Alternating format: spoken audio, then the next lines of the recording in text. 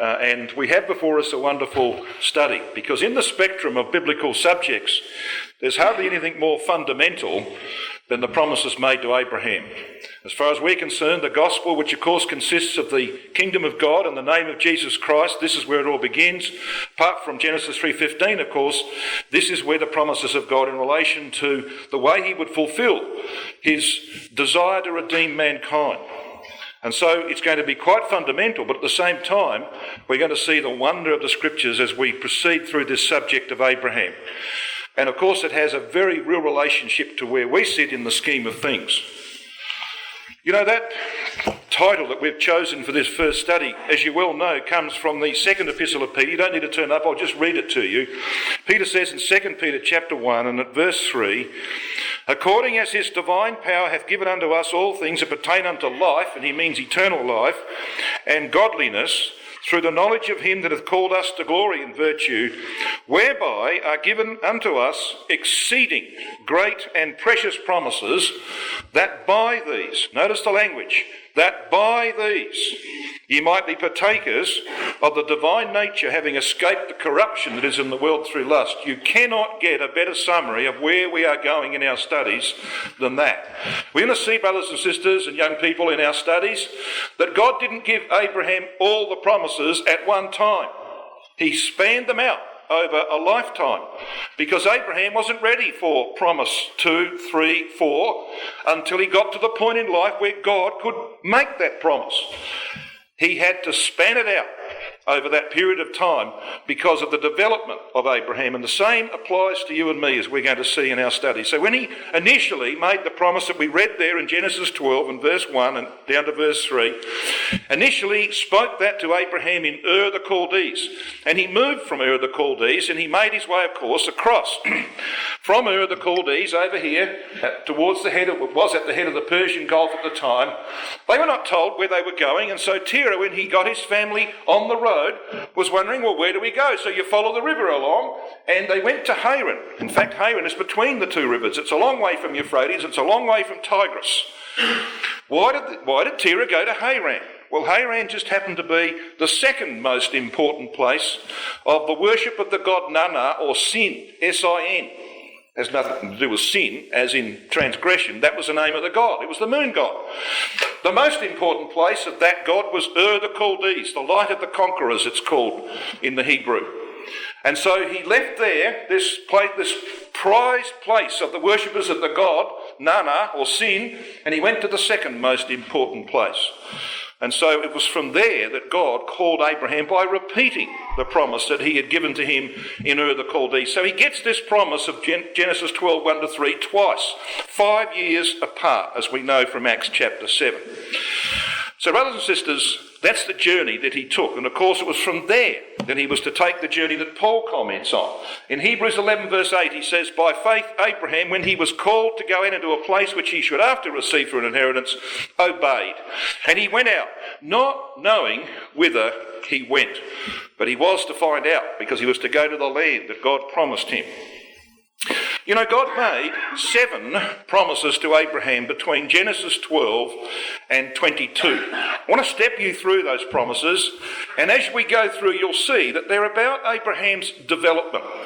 So the first one is to get him to move, to make the decisions he has to make. And when he's met the conditions, God can add additional promises to Abraham. And of course, as life goes on, those promises come one after the other, and thus there are 7 of them. And of course, we know that the number 7, amongst other things, has to do with covenant. In particular, brothers and sisters, specifically the Abrahamic Covenant, because the Abrahamic Covenant is stamped all over with 7s, as you're going to see in our studies. So here's the first of them, Genesis 12, 1 to 3. The first of 7 is made to Abraham, and it has 7 clauses. That's unusual, isn't it? That's the kind of structure you would expect from our God. And the first of those clauses points to the culmination of God's purpose. "I will make of thee a great nation," he says. He doesn't mean primarily the nation in the times of David or in the times of Solomon. He means at the end of the millennium, and in fact beyond the millennium, when the promises to Abraham will be entirely fulfilled and there will be perfection on earth, and there will only be one nation left on earth, the nation that came from the loins of Abraham, the nation of Israel. For God said, though I make a full end of all nations whither I have scattered thee, O Israel, I will not make a full end of thee. Israel is the only immortal nation, brothers and sisters, and it will go on forever in its perfected form, beyond the millennium. And that's what God means. This is typical of our God, isn't it? He gives you the final picture, the final objective right up front. I will make of thee a great nation. And we're going to see that that's where the promises to Abraham actually do end up. In Genesis 12 verse 7 we have the second of those promises, where the land is promised to Abram's seed, namely to Christ, not to Abraham, because to this point he hasn't met the conditions that were laid down in Genesis chapter 12 and verse 1. You don't get the promises, you don't obtain the promises until you meet the conditions. And he hadn't met the conditions. So the land is actually promised to Christ before it is promised to Abraham. Christ, of course, is the singular seed of Abraham. Galatians 3 verse 16, we know Paul quotes this passage here in Genesis 12, and he says that seed was Christ. The third promise is in Genesis 13, verses 14 to 17. The land is now promised to Abraham because he's now met the conditions that were laid down in the first promise. And so the land is now promised to him and to his multitudinous seed.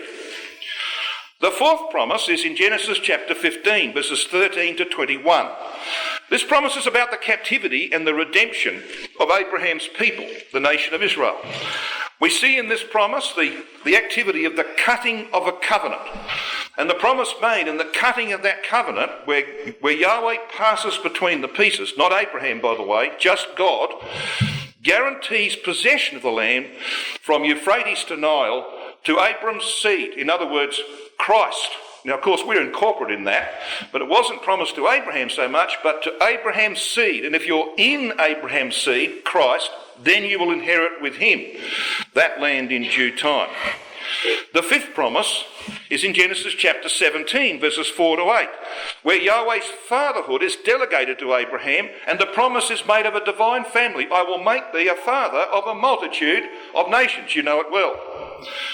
The sixth promise is contained in Genesis chapter 17, verses 15 and 16, and is repeated again in chapter 18, verses 10 and 14. It is the promise, of course, of the birth of Isaac, the promised seed to be born by faith. And he was to be born within 12 months of that promise being made in Genesis chapter 17. And we're going to see just how dramatic those events are from chapter 17 to 21. And the seventh promise is in Genesis chapter 22 and verses 16 to 18, where God actually makes the promises to Abraham unconditional. In other words, he says to him, brothers and sisters, and this is what Paul argues in Hebrews chapter 6, verses 13 to 18, which we'll have a look at in due course, God willing. He made the promises unconditional to Abraham, which is really saying to him, you will be in the kingdom.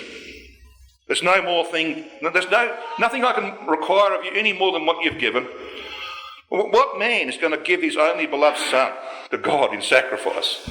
Well, you've matched me, Abraham, and I'm going to do this for you. You are going to be in the kingdom. So the seventh promise sees Abraham in the kingdom. He's still got 30, 40, 50 years of life to live. Wouldn't it be nice to get to that point in life, brothers and sisters, where God would say to you, you're there. I've worked in you. I've got you there. It took me a lifetime to get you there, but I got you there. And that's why you see these promises are strung out over a lifetime. Abraham wasn't ready to do what he did in Genesis 22, back in Genesis 12. If God had asked him to do that in Genesis 12, he would have flunked. He would have failed. He had to wait till he got him to a certain point in life. And then he could ask of him those things. And then he could make the promises unconditional. And isn't that the same with you and me, brothers and sisters? When you're first baptised, you ready? You ready then? Of course you're not. Takes God a lifetime to work in your life, to bless you. I'm going to find out what that means. Blessed with faithful Abraham. We know precisely what it means. And we'll see the hand of God in our own experience. Now, what about this seventh promise? It's preceded by a covenant with Gentiles, where 7 ewe lambs are offered.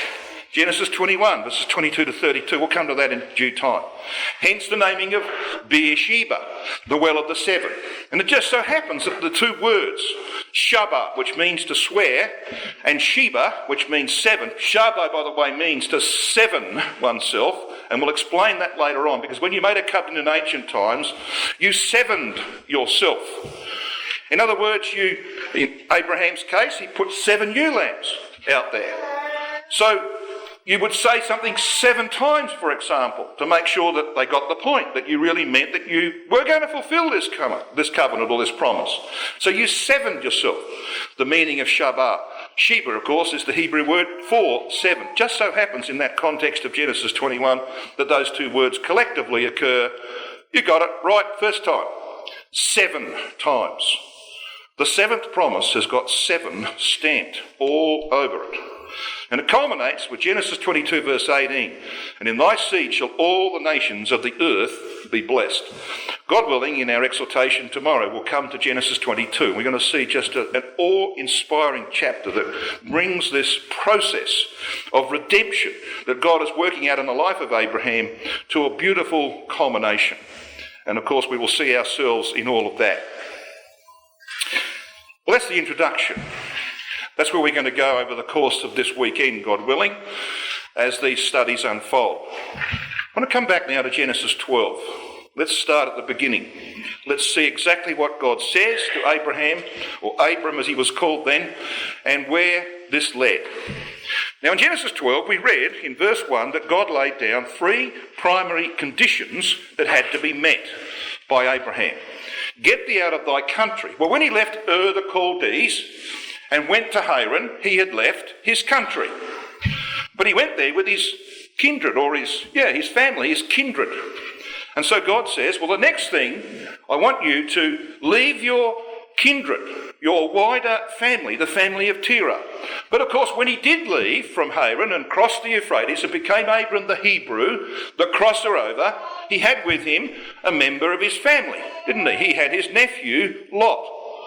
So it was not until he met the 3rd condition that the promise could be made to him that he would possess the land. So what was that 3rd condition? Well, you have to leave your father's house. And so it's a remarkable thing that within a moment of Lot leaving the compound of Abraham in Genesis 13, God says to Abraham, right now, look around you. All the land that you see, it's yours. Because he'd met the 3rd condition. Until that point, God couldn't make a promise of the land to Abraham. And there's a lesson to be learned from that, brothers and sisters. You don't get nothing for nothing, do you? In life, you've got to actually do things. You've got to perform. You've got to fulfill certain obligations. And if you fulfill the obligations, then God will deliver what he's promised. Now, that's true of parents raising children, isn't it? You don't just give kids handouts. You say, well, look, if you do this, I will do this. And that's how it operates. And that's how it works with you and me in the truth. Well, what then followed was this first promise, which has 7 clauses. You see them there?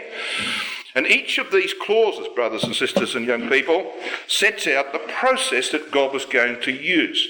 First and foremost, when he says, I will make of thee a great nation, there is the ultimate end, right up front. Now, how would that end be attained? Well, by the process of redemption. I will bless thee. We'll come to that, as I said, in a moment. The third, and make thy name great, indicates that God would start with one man. That's why Isaiah 51 says he called him alone. He began with one man. And through that one man, what would happen? Well, he would become a blessing to many others. The process of redemption, which was begun in Abraham, would be worked out in many, many others. And you, of course, you and I are testimony to that. And the response of those to whom this message came would be either they would join Abraham in the process of being redeemed by God, I will bless them that bless thee, or they would deny it. I will curse him that curseth thee. So those who have this heritage given to them but don't do anything with it, don't join with God in the work that he did in Abraham, well, they get a curse. So you see, you either get a blessing, God works to redeem, or you get a curse. And then, of course, he tells us in the 7th clause, and in thee shall all families of the earth be blessed. And this means that ultimately he's going to fulfill the 1st clause. If all families of the earth are blessed, and ultimately at the end of the millennium, everyone who's in Abraham and in his seed is immortalised, then he's achieved this. I will make of thee a great nation. So the whole divine program is set out in the first promise. And all we need to do is to get involved in it, because these are the exceeding great and precious promises by which we can be ultimately partakers of the divine nature, having escaped the corruption that is in the world through lust. So then, brothers and sisters, what a wonderful promise that is. Now, what does he mean here by I'll make of thee a great nation? Well, David, about to die, 1 Kings 3 verse 8 said, and thy servant is in the midst of thy people, which thou hast chosen, a great people. And so they were. They were in the times of David a great people that cannot be numbered nor counted for multitude. But you know, David understood one thing. When God made promises to David, the focus was on what? On a temple? No, not really. That was part of it. On a throne? Well, that was part of it. You know what occupied David's mind in 2 Samuel 7 when he sat beside the ark? The house that God would build him. Not the house that he and Solomon would build for Yahweh, but the house that God would build for David. Now, what was that house? The perfected ecclesia at the end of the millennium, when God is all and in all. In other words, it's a great nation, not the nation that he ruled or the one that his son Solomon ruled. Great it might have been in its time. But you know, greatness, brothers and sisters, is a permanent thing, isn't it? Could you call someone or something great if it only lasts for a short while? No.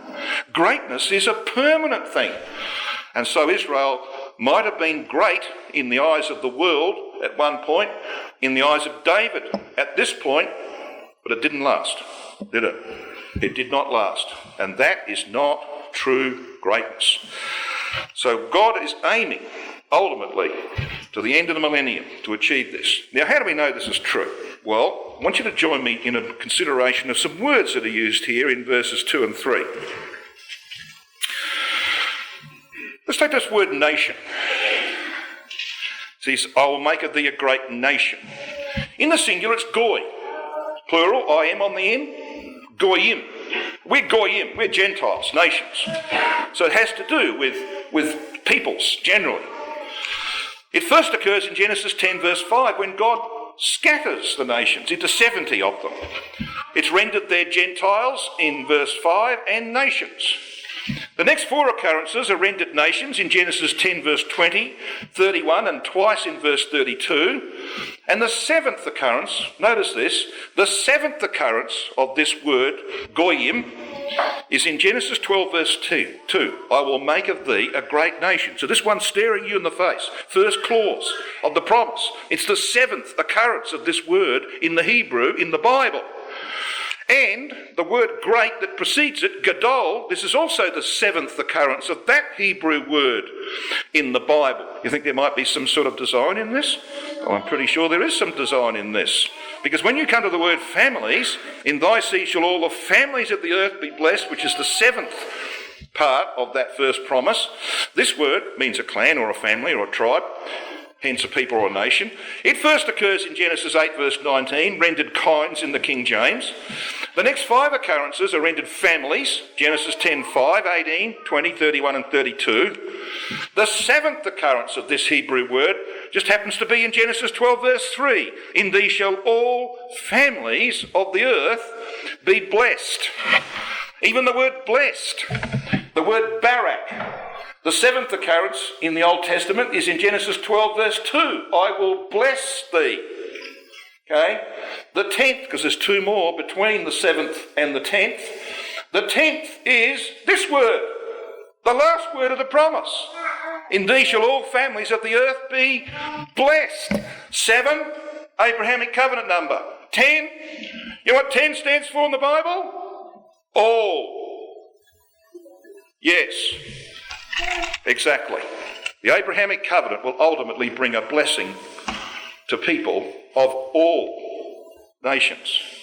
Got a bit of a feel for the structure behind this first promise, brothers and sisters, young people? It's by design. The divine mind is here at work. So what does it mean? What does it actually mean to be blessed with faithful Abraham? Now, if you went to a church around us, they'd probably have someone there, sprinkling holy water on you or waving an incense thing, and you get a blessing. You've seen that garbage, haven't you? Right? Let's find out what the scripture means by being blessed with faithful Abraham. You need to come with me, if you would, to Acts chapter 3. And it'll probably be a good thing as we proceed with our studies that the chapter we're dealing with, and this happens to be Genesis 12, you might want to just put something in that so you can get back there quickly for the sake of time. Acts chapter 3, of course, is Peter's speech on the day of Pentecost, where 3,000 are baptised at the end of that day. And this is what we read. As I said, this word blessed that we've been talking about in Genesis chapter 12, verses 2 and 3 is barak. It occurs 4 times in the promise, and 4, of course, is the number of righteousness, as we're going to see as we proceed. In Acts 3, I want you to read with me verses 25 and 26. This is Peter. This is the culmination of his speech, and he says this. He's talking to the Jews. He says, "Ye are the children of the prophets, and of the covenant which God made with our fathers, saying unto Abraham, and in thy seed shall all the kindreds of the earth be blessed." So you know where that's from, don't you? That's Genesis 22, verse 18. It's also the last clause of the promise in Genesis 12. Then he says this in verse 26. It's very, very important, brothers and sisters and young people. He says, "Unto you, the Jews, first, God, having raised up his son, Jesus, sent him to bless you." You never saw Jesus Christ going around, did you, waving some kind of instrument, sprinkling holy water? No. So what does he mean? Well, he tells you what he means. "In turning every one of you away from your iniquities." That's a process of redemption. It doesn't happen overnight. It happens in a lifetime. And that's what it means to be blessed with faithful Abraham, brothers and sisters. God working in your life to turn you away from your iniquities. Like he's working in my life to turn me away from mine, and I got a few to be turned away. Is that true of you? Yeah. That's what it means to be blessed with faithful Abraham. And this word wickedness, and this is a translation here, this word wickedness or iniquities, poneria, occurs 7 times in the New Testament. Yeah, and that's the work of God's covenant, to turn you away from your iniquities.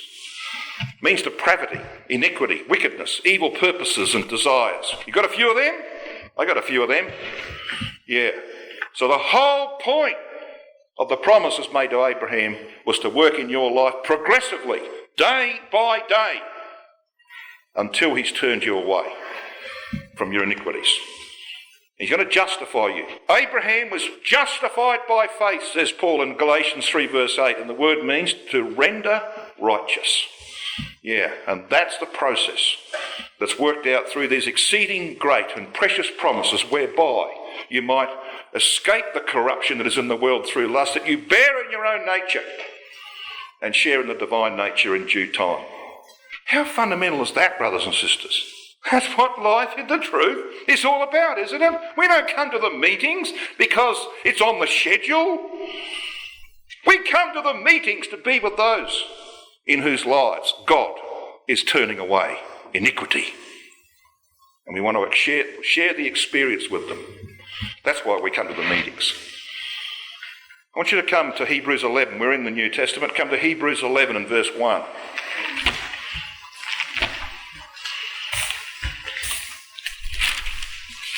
Now, very familiar territory, isn't it? This is the process, brothers and sisters. Justified by faith. Made righteous, rendered righteous by faith. Not just imputed righteousness, that's just part of the process. It's about changing the way you live your life. So in Hebrews 11 verse 1, we read these words. Now faith is the substance of things hoped for, the evidence of things not seen. For by it the elders, Abraham, Isaac, Jacob, obtained a good report. How do we know he means them? Well, he tells us about them in verses 8 onwards. He tells us about the patriarchs, the elders. They obtained a good report. And so, brothers and sisters, so can we. Now, we know what this word substance is. It's the word hypostasis. It means to set under, to support, to have a foundation. And Brother Thomas translates it, faith is the confident anticipation of things hoped for, a full persuasion of things not seen. The Revised Version says it's the giving of substance. So faith gives substance to things hoped for. It makes them real in your life. And it provides evidence for things you have not seen. I never saw Abraham. You never saw him either, did you? But you can go back and look at his life and you can see yourself in him. The scripture allows you to paint the picture of the reality of Abraham. You believe it, you believe what God did in his life, and you know God's doing the same in yours. That's what faith does for you. It gives you evidence of things you have not seen. So Brother Thomas comments this way. He says, faith is reality and proof. The person who has it embraces certain things promised as realities and certain transactions as things proved. I don't need to prove to you the reality of Abraham, do I? You believe that along with me. What I do need to suggest to you is that maybe we don't always see the way God is working in our lives as he worked in the life of Abraham, and he does that by the promises. And we're going to see how that works itself out. Let's come back to Genesis 12.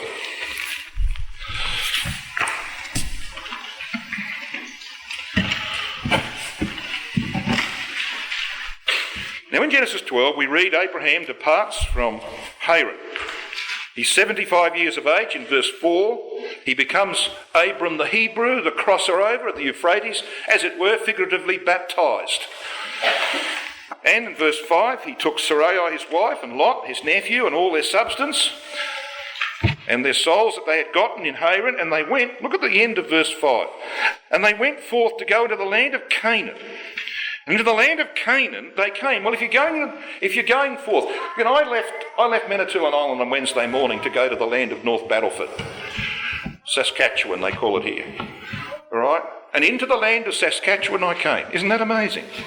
Well, that's where the GPS sent me. You know, you want to read your Bible carefully. Why does it say that? They went forth in the land of Canaan, and in the land of Canaan they came. Read the next verse. And Abram passed through the land unto the place of Shechem, unto the oak of Moreh, and the Canaanite was then in the land. Surprise, surprise. So when I came to the land of Saskatchewan, what did I find? Saskatchewanese. It's the land of Saskatchewanans, whatever they call them here. Isn't it true? Well, of course you're going to find Canaanites if you come to the land of Canaan. So why does it tell us that? Well, because that's the problem, isn't it? Dwelling in the land that is promised to Abraham is a Canaanite, a lot of them. Yeah, and there's a few sitting in this hall too. Like me, I'm sitting up on a stool. My nature is Canaanite nature. That's what stands between me and an inheritance in the kingdom of God. A big Canaanite. So when you look at this word Canaan, it comes from Cana, which means that to bend the knee, hence to humiliate, to vanquish. It's got that idea of being brought into subjection. And you see, the Apostle Paul comments on this in Philippians 3:21. He says, of Christ, he says, who will transform, in actual fact, if you read the King James, it says, who will change our vile bodies. Remember that phrase? He will change our vile bodies into the likeness of his own glorious body. Remember that? Well, it's not a very good translation. You want to put a better one in. This is a much better translation. He says, actually, who shall transform the body of our humiliation, which is the meaning of Canaan. The body of our humiliation, to its becoming conformed to the body of his glory. I can't speak for you. I think I probably partly can. But I know what my body does to me. It humiliates me by sin and by weakness and frailty. That's why I'm sitting down right now. It humiliates me. Can't wait for the day of change, brothers and sisters, to get rid of the Canaanite. So you see, when Abraham came into the land, he was confronted by Canaanites, and so are you and I.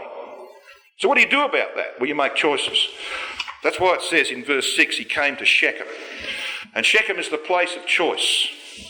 Now, if you looked, we're looking from the east here. This is Mount Gerizim, the Mount of Blessing in the Old Testament.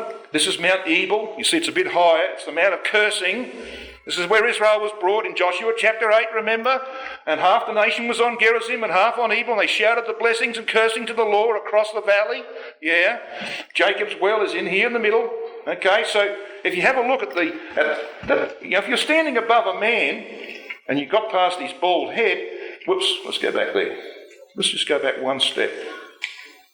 Somewhere there's a line here. I don't know what's happened to that. Anyway, if you have a look down, it's like looking down on the shoulder blades of a man from upstairs. Got the idea? Yeah, that's what Shechem means. It means the back or shoulder, the place of burdens. Hence the shoulder of burden. And of course Shechem is all about making choices, isn't it? Go through the history of Shechem. Wherever you meet it, it's about making choices. To accept, to bear responsibility. That's where Abraham comes. See verse 6. Abram passed through the land into the place of Shechem. And it says plain in the AV, it means the oak, the symbol of strength and durability. To the oak of Moreh, the teacher. Yeah, teaching's got a lot to do with it as well. You see, brothers and sisters, the same principles apply to you and me. And verse 7 says that Yahweh appeared unto Abram. This is the second time he appears to him and says, unto thy seed will I give this land. So the land is promised to Christ before it's promised to Abraham because he hasn't met the conditions. And Paul says in Galatians 3:16, now to Abraham and his seed were the promises made. He saith not unto seeds as of many, but as of one, and to thy seed, which is Christ. So Christ is promised the land before Abraham. And Paul cites Genesis 13 verse 15, which in turn is a repetition of Genesis 12 verse 17. And we're going to see that Christ now already has a title to the land when he hasn't been born yet. He's a long way from being born. He's got a title to that land because God is not going to fail. Abraham might not ultimately possess the land depending on what Abraham does and the choices that Abraham makes. But Christ will possess it because God wasn't going to fail. You and I might fail, brothers and sisters. We're still in probation, aren't we? But Christ will take possession of the land. That's the key lesson here. So the challenge for Abraham was to meet the conditions, just like it is for you and me, to meet the primary conditions that are laid down for an inheritance in that land. Get thee out of thy country, from thy kindred, and from thy father's house. So come with me to Genesis 13, verses 14 to 17.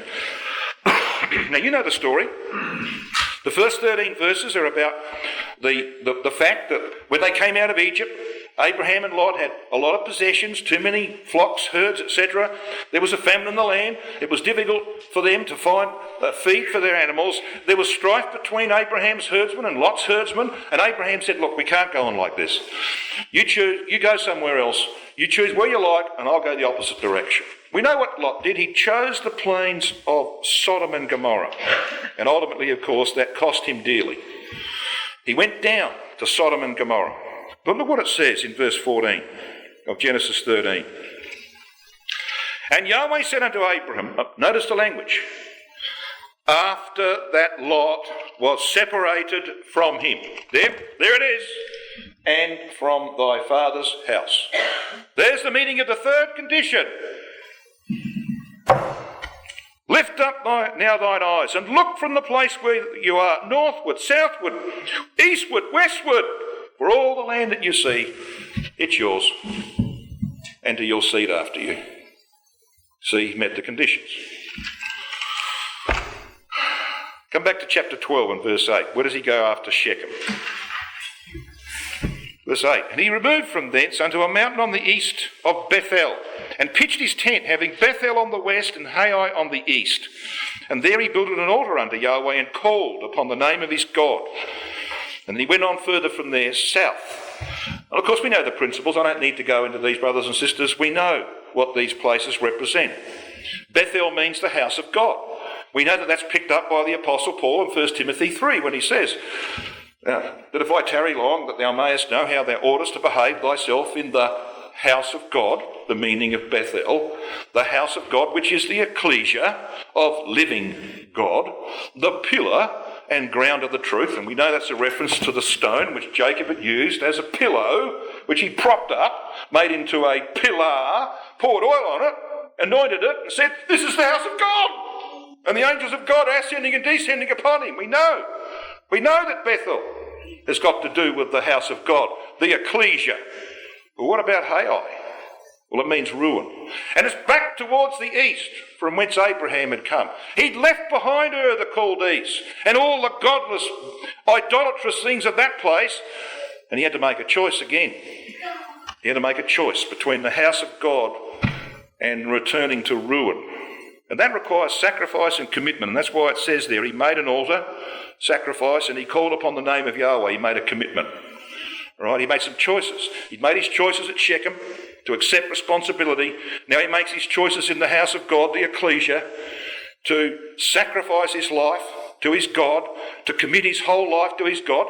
That's the process, isn't it? This is how God turns us away from our iniquities. So here we are, brothers and sisters. Back in 2010, by the way, sorry, Dan, we didn't stop here at Bethel on the trip last year. But in 2010, when we were here in the West Bank, we were standing on what is alleged to be, and I think most probably is, Bethel.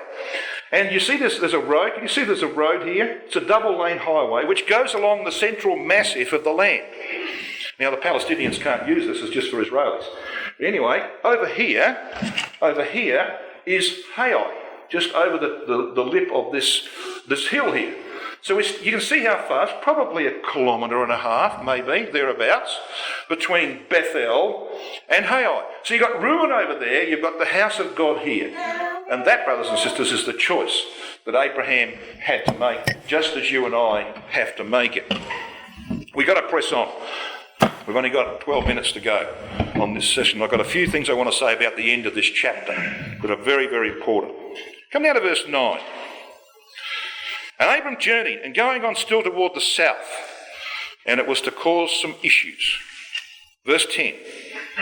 And there was a famine in the land, and Abram went down into Egypt to sojourn there, for the famine was grievous in the land. South Negev means parched. Yeah, and it was a parched area that he come to. So the challenges still come to this man. He's had the Canaanites in the land. He's had to come to Shechem and then to Bethel and to make some choices before he's God. And now he's got another choice to make. Do I stay here with the Canaanites, or do I try and find an easier way of life down in Egypt? Well, the Canaanites didn't go to Egypt, did they? The Canaanites stopped back in the land of Canaan. Did they all perish? No. Did they have God's help? No. But they survived. So I reckon Abraham might have survived if he'd stayed.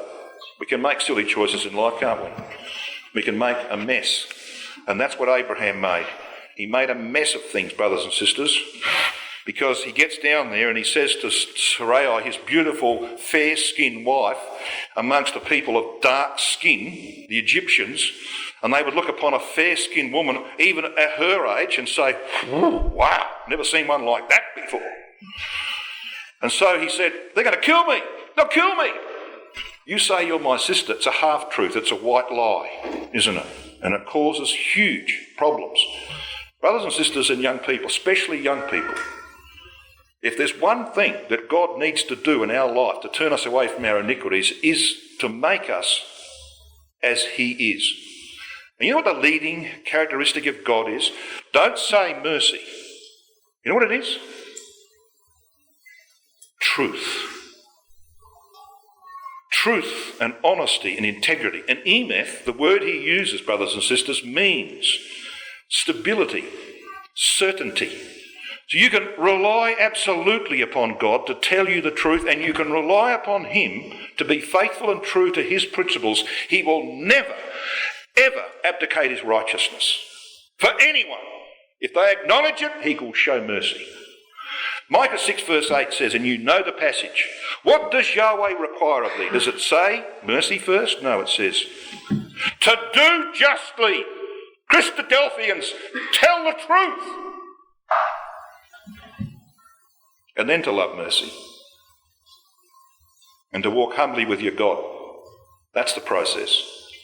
The first thing he wants is integrity from us, and we don't see a lot of it in our world, and we're seeing less in our brotherhood.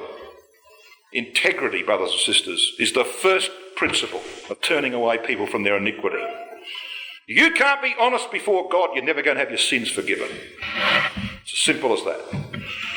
Okay, got that principle? And Abraham messes up big time. And he puts his wife in the most invidious position that any woman could ever be in, going into the harem of a pharaoh. Good grief. What next? Think about Sarai's position here. Well, of course, he takes this decision that's going to shape his family's future for 2 generations, because Isaac doesn't even tell a half-truth. In Genesis 26, he tells a full-blown lie about Rebekah being his sister. You tell lies, brothers and sisters, and your children will end up telling them as well. They will see straight through you. You don't tell truth, don't expect your children to tell truth. That's the lesson that we learn from Abraham. Now, I get criticised for criticising Abraham. Well, get used to it, because God does. And I'll show you that. Get used to it.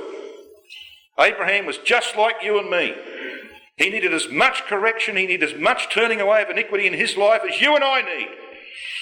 And that's why the record is there, warts and all, so that we can see that what God did to Abraham, he will and can do with us. And so we might be blessed with faithful Abraham. His worst fears are realised, of course. We know this. I don't even need to tell you the story, do I? We know the story of what happens here. And he sent away the most embarrassed Christadelphian in history. Look what happens to him. Because, you see, Pharaoh just keeps feeding him. Verse 16. And he entreated Abraham well for Sarai's sake. And he had sheep and oxen and he-asses and men servants and maid servants and sheep. And they just keep coming. All these gifts from Pharaoh. You can't turn around and say, well, look, hang on, I didn't quite tell you the truth. He's locked in, brothers and sisters. You take one misstep and guess what? You can be locked in. And then we read that Yahweh plagued Pharaoh and his... So God has to intervene to save Sarai with great plagues because of Sarai. Notice what it says. Because of Sarai, Abram's wife. And Pharaoh called Abram and said, what have you done to me? I thought you were a Christadelphian. Weren't you? You're not a Christadelphian, are you? The Christadelphians tell lies? Get out of here! And he sends him away. The most chastened Christadelphian in history. And he comes back full. He's got all this stuff which is going to cause trouble. Isn't that the way it works? Yeah. How do you get out of that, brothers and sisters? Well, you can recover from mistakes, and so does Abraham. You can recover. And that's the story of chapter 13, verses 1 to 4.